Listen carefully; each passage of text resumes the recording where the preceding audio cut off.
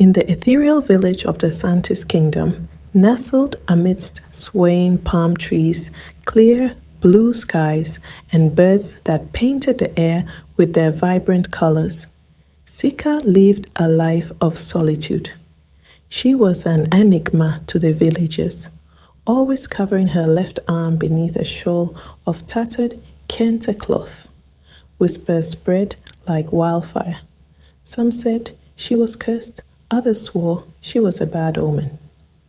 Sika bore their stares and cruel words with quiet dignity, her refuge a secret grove where glowing night flies danced, and her voice filled the air like honey. Her left arm was always hidden beneath a tattered shawl, and because of this, the villagers saw her as a bad omen. Cursed, they whispered, their words cutting sharper than any blade. Sika's life was one of quiet endurance.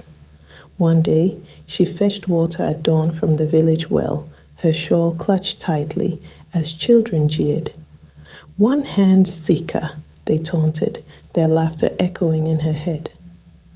Other maidens, dressed in fine beads and colorful kente, mocked her openly while pointing at her. "She hides her arm because it's worse than her rags," one scoffed, eliciting laughter from the group.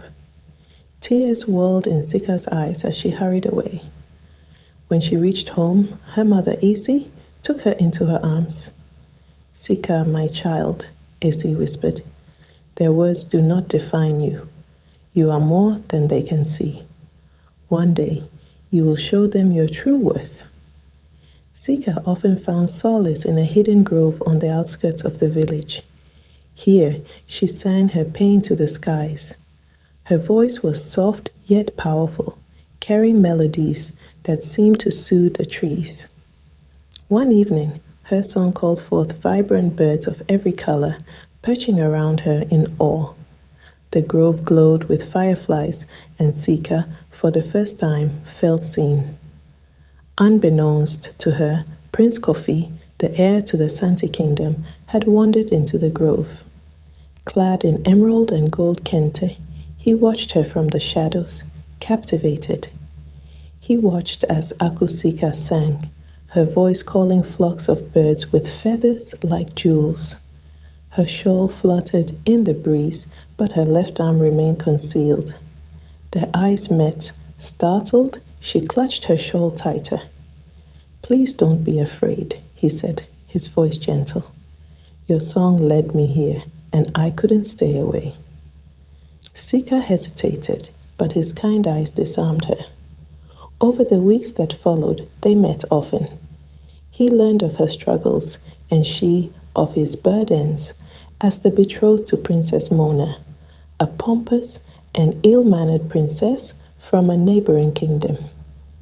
"You are the one I choose, Sika," Kofi said one moonlit night. "Not out of pity, but because my heart has never known such peace as it does with you." The king soon heard whispers of his son's forbidden meetings. Summoning Kofi to the throne room, he thundered, "You dare defy your duty for a pauper? A girl who hides in shame." "She is not a pauper," Kofi replied firmly. "She is the woman I love." The king slammed his royal staff. "If you do not end this foolishness, I will strip you of your title and banish her from this kingdom." Sika heard of the confrontation and begged Kofi to let her go. "I am not worth this," she cried.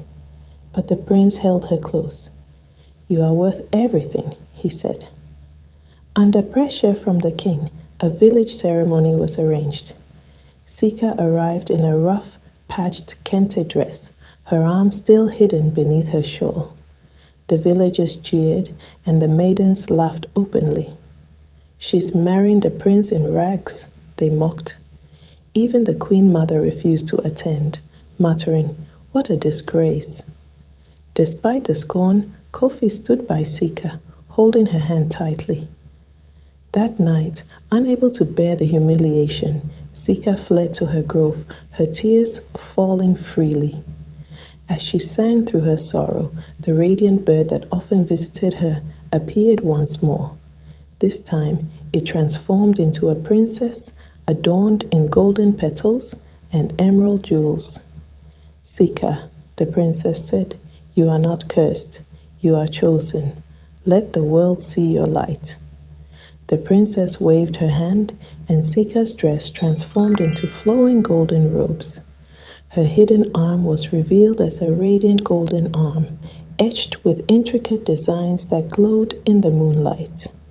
The next morning, Sika returned to the village, her golden arm gleaming in the sunlight. The villagers gasped, and the maidens who had once mocked her fell silent. Even the queen mother, once disdainful, stood speechless. The king rose from his throne as Sika approached, her beauty radiant. "Who is this before me?" he exclaimed. "I am Sika," she said, "the woman you once called cursed and poor." The king, unable to deny her magnificence, declared, "From this day forward, you shall be known as the crown goddess of Santi Kingdom."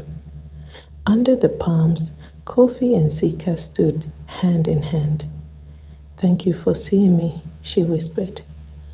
"Thank you for showing me what love truly is," he replied. Their union became a legend, a tale of love that defied all odds and proved that true beauty lies within. The news of Sika's transformation and her new title as the crown goddess of the Santi Kingdom reached Princess Mona, who burned with envy. Adorned in her finest attire, she paced her chambers, her mind plotting ways to reclaim Prince Kofi. "This pauper, with her golden arm, dares to take what's mine," she spat to her maidservant. "She must be stopped." Mona summoned the royal apothecary and ordered 2 potions, a lethal poison for Sika and a love elixir to beguile Prince Kofi. Her eyes gleamed with malice as her plans took shape.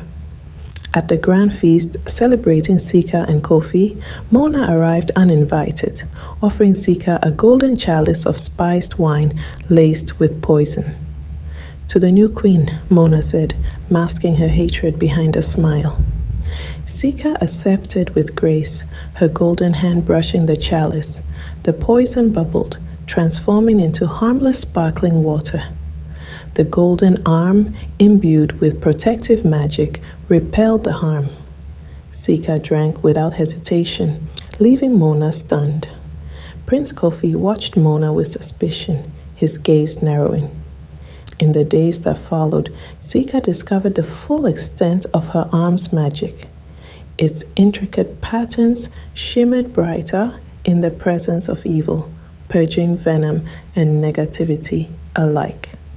When a boy bitten by a venomous snake cried out in the market, Sika's golden touch healed him, leaving the villagers in awe.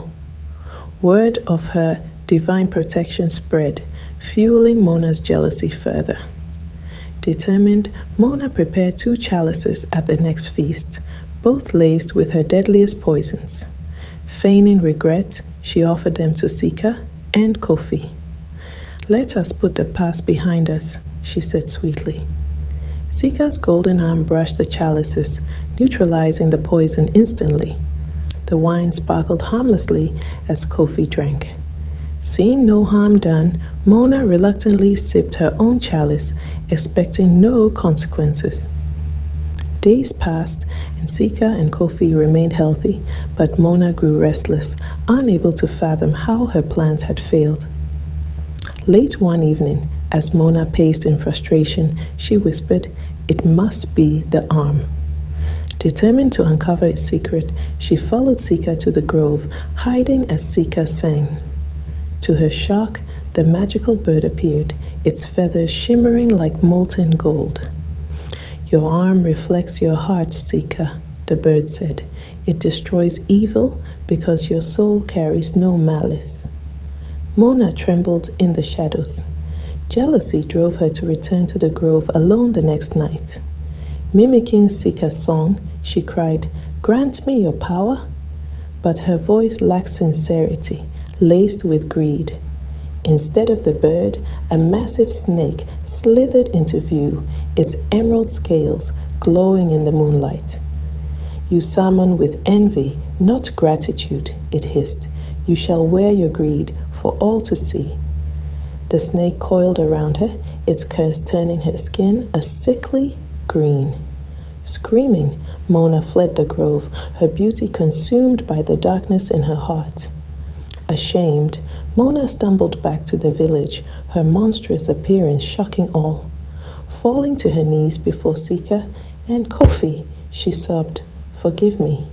I wanted to destroy you, but only destroyed myself." Sika knelt beside her, her golden arm glowing warmly. "True beauty lies in kindness, Mona. I forgive you, and I will ask the bird to heal your heart." Sika sang once more, and the bird appeared, spreading its golden light over Mona. Her green skin faded, and she was restored, humbled and grateful. Vowing to live with kindness, Mona pledged to serve the village. Months passed, and Sika and Kofi's love brought unity to the kingdom. Soon, Sika gave birth to twins, a boy with eyes deep as the forest, and a girl whose hair shimmered like gold.